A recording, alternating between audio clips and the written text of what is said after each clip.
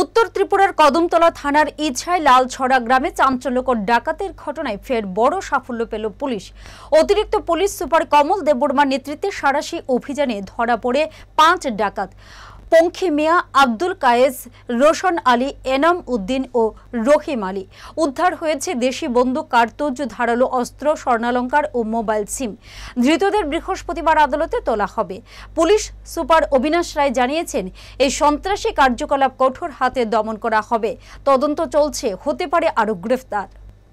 उनके इंट्रोगेशन जेसी मिलाने के बाद, पीसी मिलाने के बाद उनका जो इंट्रोगेशन किया, उससे हमें इस केस में मेजर ब्रेक थ्रू मिला है, जिसके उन्होंने कहा है कि वो और उनके 5 साथी इस केस में इन्वॉल्व थे और उन्होंने बताया कि वो सामान कहाँ मिल सकता है। उसको उनके इंफॉर्मेशन पे कदमतला पीएस में ओसी साहब और एडिशनल एसपी साहब, एसपीपीओ साहब ने मिलकर रेड किया और जो कि आप देख रहे हैं अभी हमारे सामने, इस रेड में हम लोगों ने 5 लोगों को अरेस्ट किया है, जिनका नाम है पंखी मिया, अब्दुल कायस, रोशन अली, अनान उद्दीन और रहीम अली।